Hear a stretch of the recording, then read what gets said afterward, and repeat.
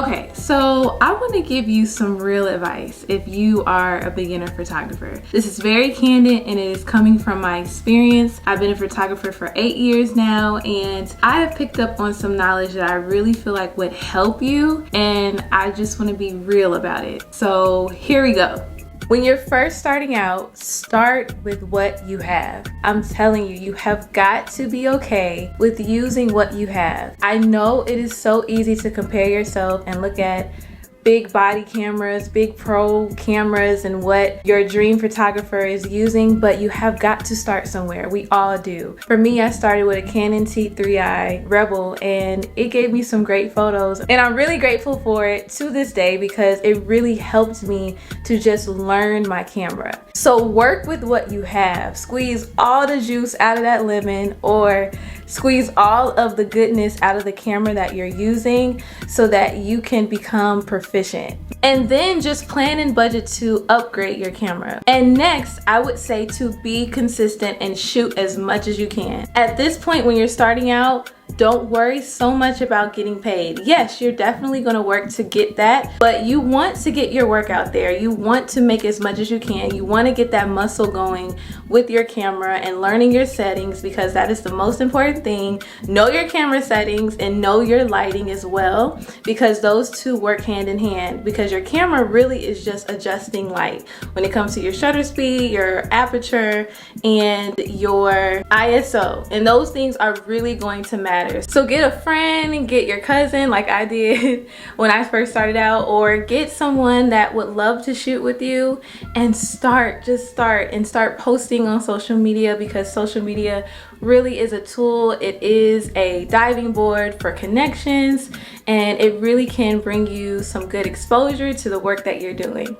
So as you're shooting more, the next thing you're doing is what? Being consistent. You want to make sure that that muscle is being worked so that it can do some great things for you. And one of the things that I would say that you can do to be consistent is to make sure to keep that inspiration around you, whether that's on social media, it's people around you that, you know, encourage you, hype you up, whatever it is, keep it around you so that you are not feeling drained of inspiration. That's one thing that I do. I have got to make sure that my brain is stimulated with things that are going to keep me going and keep me creatively inclined. And the next thing I would say is to get a good lens. I know that we hype up the camera body so much, but no, get an amazing lens that is going to get you the results that you want. So if you want to do a lot of more portraits, I would suggest the 50mm lens, or even the 24x70. The 85mm is great for portraits, but just learn lenses and see what they can do, and that is going to help you way more than a camera body. But I mean, camera bodies definitely do matter, but you can get so much greater quality with the lens that you choose to get. So research those more and invest into that. Okay, and then the next thing, make sure that your online presence is good. So that means get a nice website. You got Squarespace out there, you got Wix.com. All of these website hosting sites are going to help you to lay out your photos in a beautiful way. Those grids are really cool, just so many ways that you can do it. And this is where you're able to just send your link to people that you're proposing to, businesses, brands, and it's super clean, it's super easy. So if people are not on Instagram or Facebook or LinkedIn, you can send them the link, because they're definitely on the web, they're definitely on Google. And I really believe as a photographer, having a website is really going to give you that professional look to people that are wanting to work with you. And the last thing that I'm going to say is definitely so much more important than all the points I gave to you today. More important than camera settings, shooting more, being consistent. This one right here is key. You have got to make sure that you treat people well. When you're first starting out, that first impression means everything. How do you speak to people?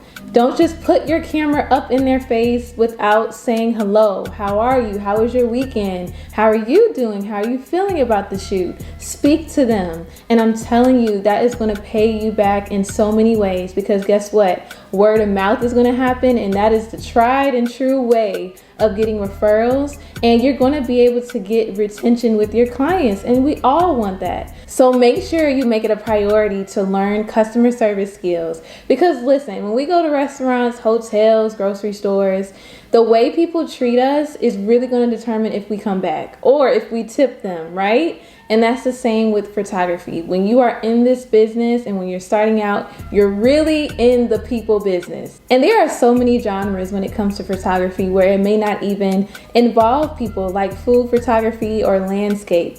But you want to make sure that you are communicating well, even in the emails, with people that are for these brands or behind the brands and businesses, because at the end of the day, you can't escape people. So make sure that is something that you prioritize, especially when you're starting out.